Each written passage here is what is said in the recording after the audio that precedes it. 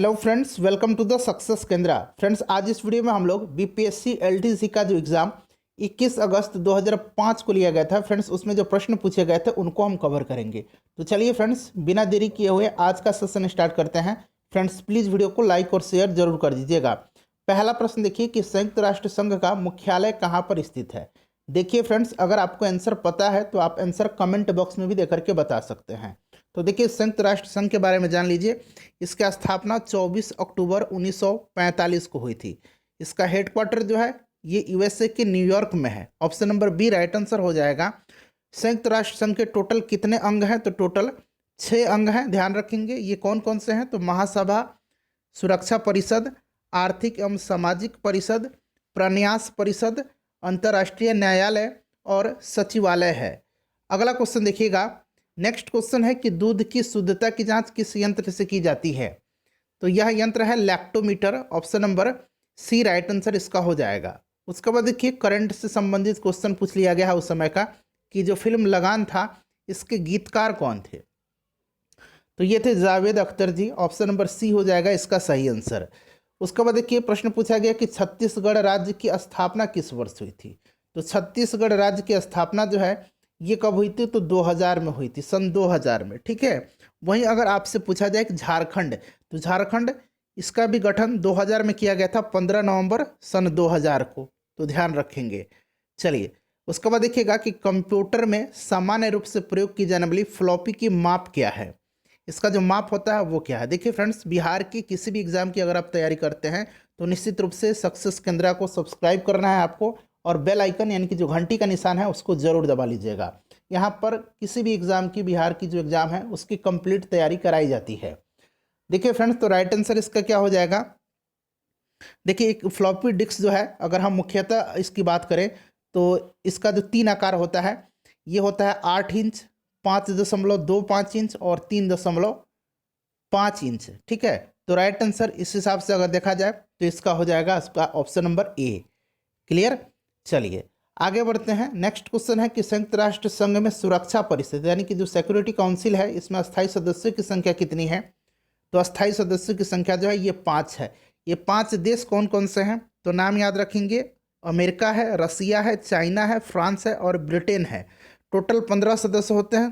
5 अस्थायी होते हैं जो अभी मैंने नाम बताया है, और 10 जो होते हैं अस्थायी होते हैं। नेक्स्ट क्वेश्चन है कि महावीर का जन्म 6ठी ईसा पूर्व में किस स्थान पर हुआ था। तो महावीर का जन्म जो है 540 ईसा पूर्व में कुंडनवल में हुआ था, जो कि वैशाली में है। ठीक है। वर्धमान महावीर जो थे ये जैन धर्म के 24वें और आखिरी तीर्थंकर थे, और इनका जो प्रतीक चिन्ह था वो क्या था? सिंह। ठीक है, ध्यान रखेंगे ये भी। तो राइट आंसर क्या हो जाएगा? राइट आंसर आपका हो जाएगा इसमें से option number A, Vaishali Kundagram. उसके बाद देखिए, सांची के स्तूप का निर्माण किसने करवाया था। तो सांची के स्तूप का निर्माण जो है ये अशोक ने करवाया था, सम्राट अशोक ने। ये मध्य प्रदेश में है सांची का स्तूप। कबीर किनके शिष्य थे। तो कबीर जो थे यह किनके शिष्य थे फ्रेंड्स। तो राइट आंसर हो जाएगा रामानंद का। ध्यान रखिएगा। स्वतंत्र भारत के प्रथम शिक्षा मंत्री कौन थे। तो मौलाना अबुल कलाम आज़ाद थे। ऑप्शन नंबर इसका बी जो होगा करेक्ट आंसर हो जाएगा। कल मैंने एक और क्वेश्चन पेपर कवर करवाया हुआ है, उसका लिंक डिस्क्रिप्शन में है, देख लीजिएगा। ठीक है। बीपीएससी एलडीसी का 2018 का क्वेश्चन पेपर है। पुरी स्थित विश्व प्रसिद्ध जगन्नाथ मंदिर का निर्माण किसने करवाया है। तो देखिए, इस मंदिर का निर्माण जो है ये किसने करवाया है। तो चोडगंगपुरी वंश के राजा अनंत वर्मन देव ने करवाया है। ठीक है, याद रखेंगे। तो देखिए, अनंत वर्मन है। Option number B right answer हो जाएगा। ये कहाँ पर है? उड़ीसा में है पुरी जगन्नाथ मंदिर। उसके बाद देखिएगा कि हजरत निजामुद्दीन औलिया की दरगाह कहाँ पर स्थित है।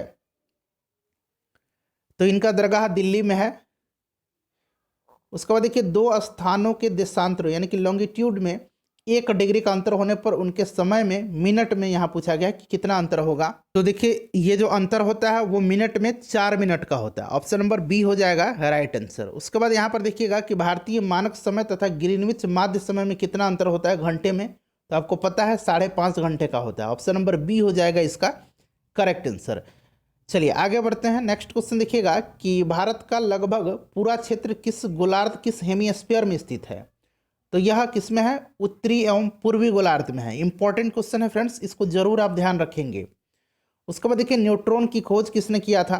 तो न्यूट्रॉन की खोज जो है जेम्स चैडविक ने किया था। ठीक है, चलिए अगला क्वेश्चन देखिएगा कि निम्नलिखित में से किसे ब्लैक लेड कहते हैं? तो ये किसको कहा जाता है? तो फ्रेंड्स ये जो कहा जाता है ये ग्रेफाइट को कहा जाता है। ठीक है, ग्रेफाइट कार्बन का अपरूप है, ध्यान रखेंगे। उसके बाद देखिएगा कि रॉकेट के ईंधन में प्रयोग किए जाने वाला कृत्रिम रबर कौन सा है इसमें से? तो फ्रेंड्स ये है नियोप्रीन, ध्यान रखेंगे नियोप्रीन। उसके बाद देखिए कि निम्नलिखित में से किसका अंतर आणविक यानी कि इंटरमोलिक्यूलर बल सबसे कम है, सबसे क्षीण है? तो ये किसका है इसमें से? तो ये हो जाएगा आपका He का। ठीक है, हीलियम का।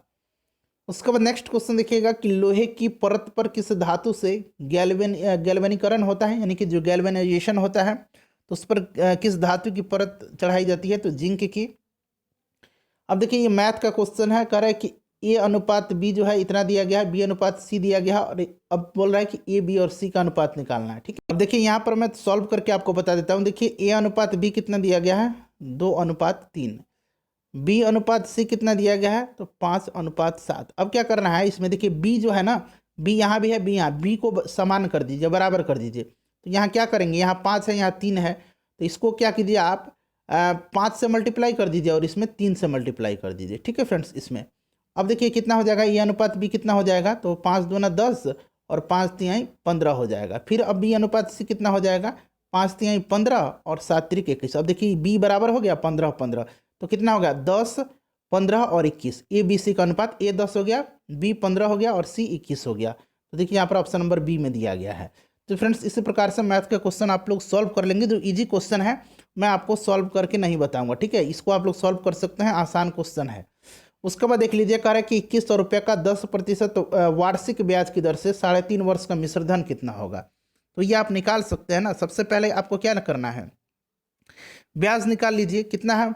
2100 रुपया है, साधारण ब्याज है, 10% है, समय कितना दिया गया? 3 दूना 6, 1 7/2 वर्ष दिया गया है, बटा कितना हो जाएगा? 100 हो जाएगा। 100 से 100 कट गया। ठीक है, अब यहाँ देखिए 2 पचे 10 कट गया। अब 21 गुना 5 कर दीजिए, तो 5 से कम 5, और ये कितना हो जाएगा? 5 दूना 10, 105 हो जाएगा। और ऊपर 7 फिर बचा हुआ, 7 से मल्टीप्लाई कर दीजिए। ठीक है, 7 से जब इसको मल्टीप्लाई कर दीजिएगा तो 7 पचे 35, 3 और 7 735 ब्याज आ गया।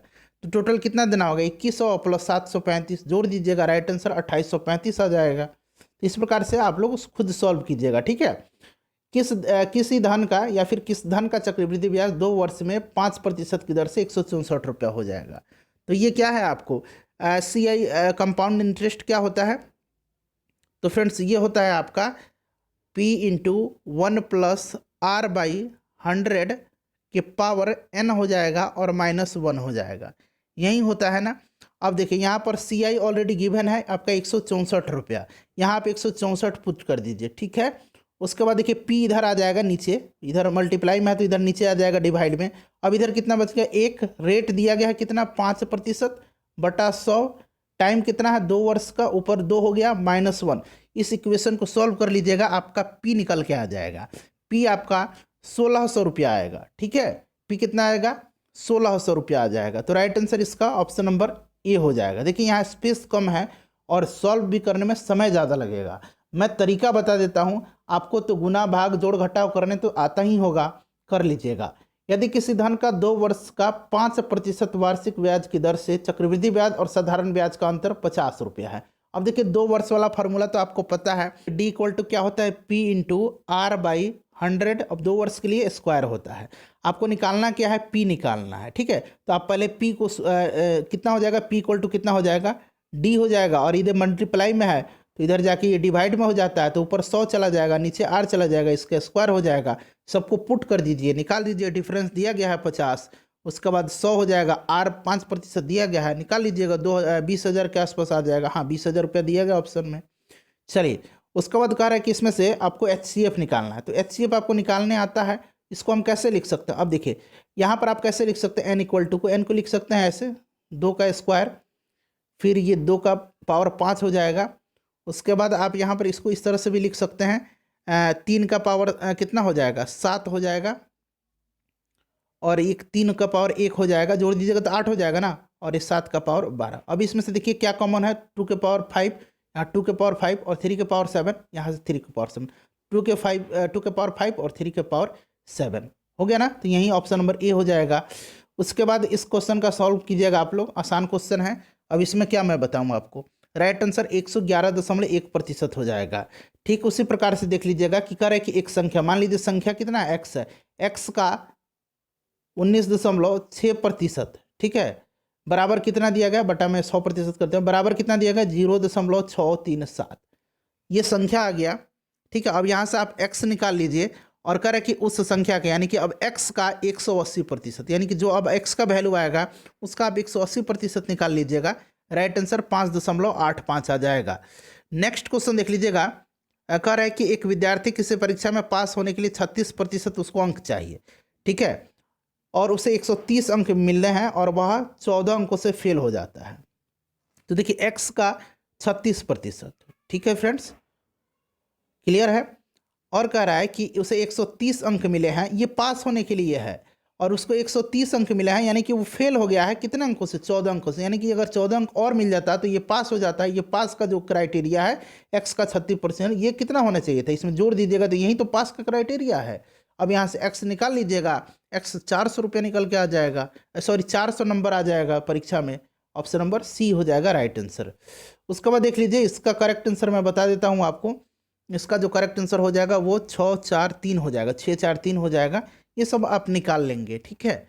चलिए नेक्स्ट क्वेश्चन देखिएगा कि इंडिया विंस फ्रीडम के लेखक कौन है, बताइए। तो इंडिया विंस फ्रीडम को लिखा है मौलाना अबुल कलाम आज़ाद ने, तो इनमें से कोई नहीं राइट आंसर हो जाएगा। उसके बाद देखिए निम्नलिखित में से कौन जयपुर के ऐतिहासिक महल नहीं है, बताइए। तो देखिए इसमें से महल जो नहीं है ना जयपुर में, ये जो यहाँ पर देख सकते हैं कनक वृंदावन, ये जयपुर में है, लेकिन जयपुर का ये महल नहीं है, एक उद्यान है, ठीक है। चलिए उसके बाद नेक्स्ट क्वेश्चन देख लीजिएगा कि निम्नलिखित में से किससे उर्दू भाषा का प्रथम ज्ञानपीठ पुरस्कार मिला था। तो देखिए प्रथम ज्ञानपीठ पुरस्कार जो है यह दिया किनको गया था सबसे पहले, तो सबसे पहले दिया गया था जी शंकर कुरूप को 1965 में मलयालम में, ठीक है, मलयालम भाषा के लिए। हिंदी में सबसे पहले सुमित्रा नंदन पंत को दिया गया था 1968 में, और प्रश्न में उर्दू पूछा गया है तो फिराक गोरखपुरी को दिया गया 1969 में, ठीक है, 1969 में। चलिए उसके बाद देखिए अर्जुन पुरस्कार किस क्षेत्र में दिया जाता है, तो आपको पता है खेल के क्षेत्र में। उसके बाद देखिए भारत में प्रथम आम चुनाव किस वर्ष हुआ था, तो 1952 में हुआ था, ठीक है। चलिए उसके बाद देखिएगा कि चंद्रमा की गुरुत्वाकर्षण से पृथ्वी का गुरुत्वाकर्षण कितने गुना अधिक है, कितने गुना अधिक पूछा गया है, ठीक है, तो ये 6 गुना होता है, ऑप्शन नंबर सी जो है इसका करेक्ट आंसर हो जाएगा। उसके बाद देखिएगा कि सदैव सूर्य पूर्व में निकलता है, क्यों निकलता है, तो देखिए इसलिए निकलता है पृथ्वी पश्चिम से पूर्व की ओर घूमती है, ठीक है, ध्यान रखेंगे। उसके बाद देखिए जनसंख्या घनत्व यानी कि जो पॉपुलेशन डेंसिटी है वो कहलाता है, निचला ऑप्शन देखिए इनमें से कोई नहीं है, ठीक है, ऑप्शन नंबर डी इनमें से कोई नहीं है। बाकी 3 ऑप्शन आप पढ़ लीजिए ध्यानपूर्वक, राइट आंसर इसको बताइए। तो देखिए इसका करेक्ट आंसर होता है कि प्रति वर्ग किलोमीटर में मनुष्यों की संख्या, यानी कि जितने भी लोग रहते हैं उनकी संख्या, ठीक है, तो ऑप्शन नंबर सी हो जाएगा। सबसे ज़्यादा जो पॉपुलेशन डेंसिटी है 2011 के जनगणना के अनुसार वो बिहार राज्य का है। चलिए सबसे कम अरुणाचल प्रदेश का। नवी पंचवर्षीय योजना यानी कि 9th जो पंचवर्षीय योजना है उसका ख़त्म कब हुआ है, तो देखिए इसका कार्यकाल जो था 1997 से 2002 तक था। वहीं अगर हम बात करें तो पहला पंचवर्षीय योजना कब से शुरू हुआ था, तो 1951 से लेकर के 1956 तक रहा था, ठीक है, ध्यान रखेंगे। व्यापार के लिए भारत आने वाले प्रथम यूरोपीय कौन थे, तो ऑब्वियसली पुर्तगाली थे, आपको पता होगा, तो राइट आंसर पुर्तगाली हो जाएगा। वास्को डिगामा जो आया था पुर्तगाली यात्री था, तो ऑप्शन नंबर बी इसका राइट आंसर हो जाएगा। उसके बाद देखिए कह रहा है कि 2 व्यक्ति, अब बहुत इजी क्वेश्चन है, 2 व्यक्ति कार्य को 60 मिनट में पूरा करते हैं, ठीक है, तो 3 व्यक्ति इसी कार्य को कितने समय में पूरा कर लेंगे। अब x निकाल लीजिएगा, तो x निकालने के लिए क्या होगा, 3 इधर डिवाइड में आ जाएगा, ठीक है, तो ये 20 3 60 हो जाएगा, यानी कि 20 दूना 40 मिनट में, ऑप्शन नंबर ए राइट आंसर हो जाएगा।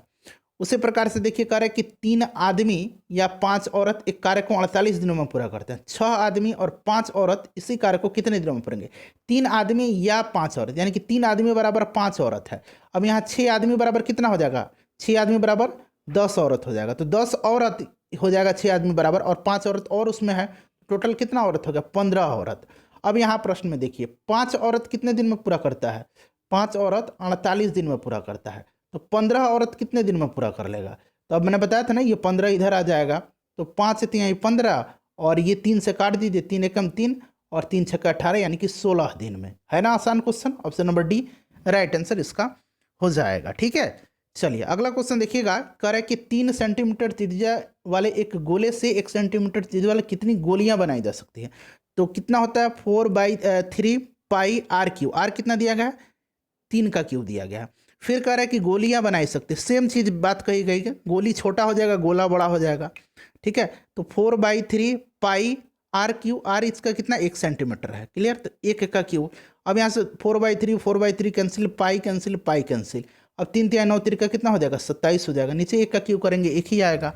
तो 27 गोलियां बनाई जा सकती हैं। अब इसका मान पूछा गया है, तो इसका मान आप निकाल लेंगे और आप इसका आंसर कमेंट करके बताइएगा। इनमें से कौन सा सर्वोत्तम नियोजन यानी कि बेस्ट इन्वेस्टमेंट है? अब देखिए ये आप आसानी से निकाल सकते हैं। कह रहा है कि 100 रुपया पर, यहाँ पर देखिए 100 रुपया पर 13 रुपया। ठीक है, 100 रुपया पर 13 रुपया, तो 104 रुपया पर कितना हो जाएगा? तो 13/140 हो जाएगा ये। ठीक है, गुना 100।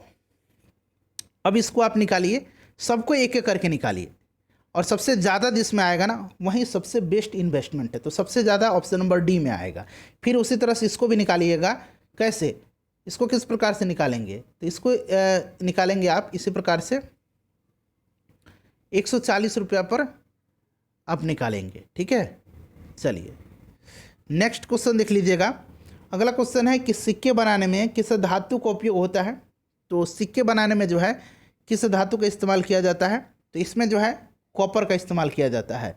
रेशम कीट की किस अवस्था में रेशम प्राप्त होता है? रेशम कीट की किस अवस्था में रेशम प्राप्त किया जाता है? तो यह अवस्था होती है कौन सी?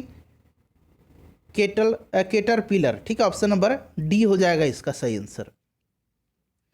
उसके बाद डायनासोर विलुप्त हुए थे किस युग में, किस काल में? तो ये विलुप्त हो गए थे जुरासिक युग में। उसके बाद देखिए प्राकृतिक मोती यानी कि जो नेचुरल पर्ल है वो क्या है?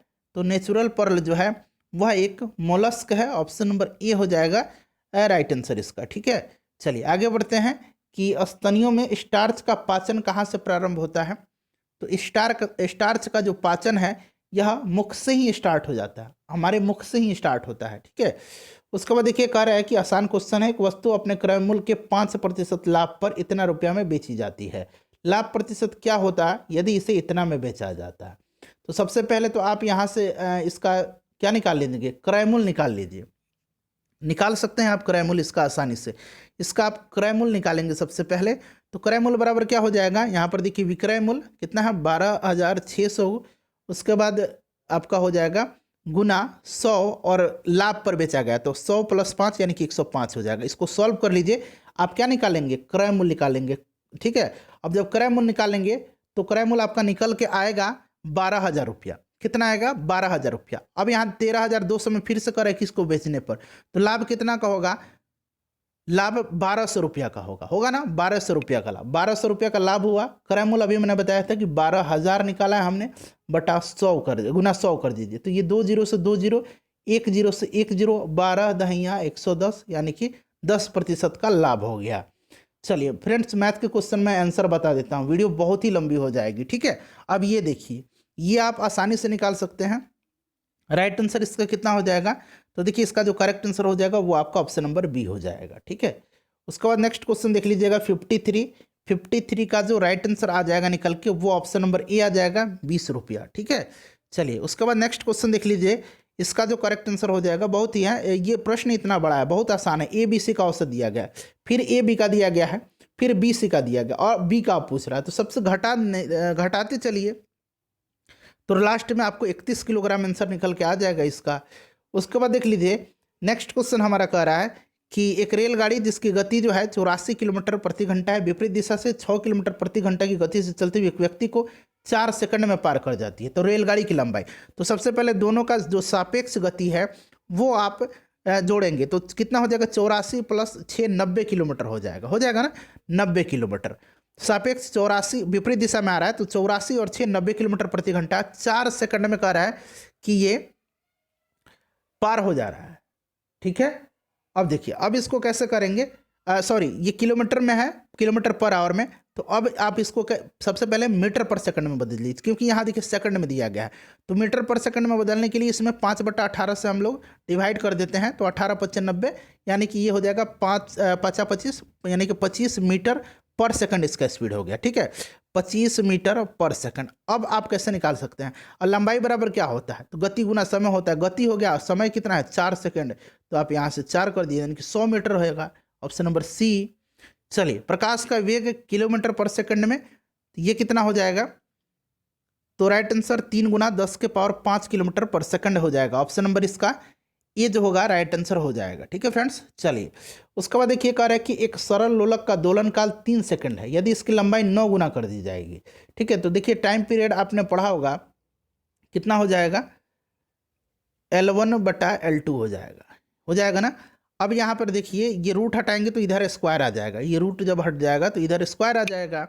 अब वहीं कह रहा है कि आपको अब कह रहा है देखिए 9 गुना कर दी जाए तो इसका नया दोलन, यानी कि ये T2 हमने नया दोलन माना है, तो T2 का स्क्वायर हो जाएगा इक्वल टू कितना हो जाएगा, तो इक्वल टू यहाँ L1/L2 और फिर आपका नीचे क्या हो, यहाँ मल्टीप्लाई क्या हो जाएगा, T1 का स्क्वायर हो जाएगा। अब देखिए, अब आपका लंबाई जो है 9 गुना कर दिया जा रहा है, तो 9 गुना कर दीजिए, 9 नीचे कितना है, नीचे को सेम छोड़ दीजिए। ठीक है, और अब देखिए ये T1 कितना है, 3 सेकंड दिया गया, 3 का स्क्वायर कर दिए तो ये भी 9 हो जाएगा ना। चलिए, तो अब देखिए 9 9 कितना हो गया, 81 हो गया ना। 9 इधर 9 3 का स्क्वायर करेंगे तो 9, तो 9 9 81, मिटा देता हूँ, T2 का स्क्वायर और ऊपर कितना आ जाएगा, 81 आ जाएगा, यानी कि जब स्क्वायर हटाएंगे तो रूट जाएगा और कितना आ जाएगा, 9 आ जाएगा। 9 सेकंड राइट आंसर हो जाएगा। चलिए उसके बाद देख लीजिएगा कि एक लेंस की क्षमता 2.5 डायोप्टर है, लेंस की फोकस दूरी क्या होगी। तो फोकस दूरी क्या होता है, डायोप्टर 1/f होता है, लेकिन मीटर में हमेशा होता है। पावर ऑफ लेंस जो होता है 1/f होता है और ये हमेशा मीटर में होता है। तो यहाँ पर देखिए सेंटीमीटर में कर रहा है, तो ऊपर 100 से गुना कर दीजिए यानी कि 100f हो जाएगा। अब हो जाएगा ना सेंटीमीटर में। अब आपको क्या है, डायोप्टर पावर 2.5 दिया गया है, यानी कि 2.5 = 100f। अब f निकालना है आपका, फोकस दूरी, f इधर चला जाएगा और नीचे क्या आ जाएगा, 100/2.5। ठीक है, अब क्या कीजिए, 2.5 हटा दीजिए तो ऊपर जाएगा, तो 25 × 100 यानी कि 40 हो जाएगा। Option number D right answer हो जाएगा। उसके बाद कौन सी इसमें से धातु नहीं है, तो सल्फर इसमें से धातु नहीं है। ठीक है, बाकी सभी धातु है। एक इलेक्ट्रॉन का द्रव्यमान AMU में कितना होता है, तो 0.000, ये ऑप्शन नंबर बी यहाँ पर है, आप देख लीजिए। ठीक है, चलिए उसके बाद देखिएगा कि तारीख मुबारक शाही के लेखक याहिया सरहिंदी निम्नलिखित में से किसके काल में थे। तो देखिए याहिया सरहिंदी जो थे ये किसके काल में थे, ये आपसे पूछा गया है। तो ये जो थे फ्रेंड्स, ये थे आपके किसके काल में, तो सैयद वंश के शासक जो थे उन्हीं के काल में। ठीक है, चलिए आगे बढ़िएगा कि ऋग्वेद में निम्नलिखित में से किस नदी का उल्लेख नहीं है। ध्यान से सुनिएगा, देखिए ऋग्वेद में सरस्वती सबसे महत्वपूर्ण और पवित्र नदी मानी जाती है।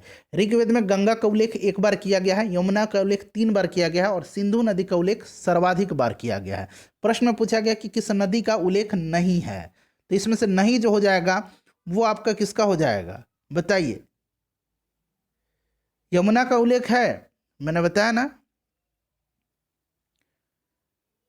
तो राइट आंसर रावी हो जाएगा यहाँ पर। ठीक है, चलिए आगे बढ़ते हैं। नेक्स्ट क्वेश्चन देख लीजिएगा। अगला क्वेश्चन है कि गांधी जी को अर्धनग्न फकीर किसने कहा था। तो ये किसने कहा था, ये कहा था विंस्टन चर्चिल ने। अगला क्वेश्चन देखिएगा कि निम्नलिखित में से अश्वमेध यज्ञ का आयोजन किसने किया था। अश्वमेध यज्ञ का आयोजन जो है समुद्रगुप्त ने किया था। उसके बाद नेक्स्ट क्वेश्चन देखिएगा कि तुगलक वंश का अंतिम शासक कौन था। तो इस वंश का अंतिम शासक नासिरुद्दीन महमूद तुगलक था। नासिरुद्दीन महमूद तुगलक यहाँ पर दिया गया है। योजना आयोग का पदेन अध्यक्ष कौन होता है, तो प्रधानमंत्री होते हैं, अब इसका नाम नीति आयोग हो गया है। उसके बाद देखिए कन्याकुमारी निम्नलिखित में से कहाँ स्थित है, तो ये तमिलनाडु में है, ऑप्शन नंबर बी हो जाएगा इसका करेक्ट आंसर। भारत में पंचायती राज का शुभारंभ किस वर्ष हुआ था, तो 1959 में 2 अक्टूबर के दिन राजस्थान के नागौर से जो है इसकी शुरुआत पंडित जवाहरलाल नेहरू जी ने किया था। उसके बाद देखिए भारत में सामुदायिक विकास कार्यक्रम, तो 2 अक्टूबर 1952 को यह आरंभ हुआ था। उसके बाद देखिए सार्क का 10वां शिखर सम्मेलन, ये करंट का क्वेश्चन है उस समय। सार्क का फुल फॉर्म जान लीजिए, south Asian association for regional cooperation. इसकी स्थापना 1985 में हुई थी। ठीक है फ्रेंड्स, टोटल सदस्य देशों की संख्या 8 है इसमें। तो उस समय का ये करंट का क्वेश्चन है, 10वां शिखर सम्मेलन।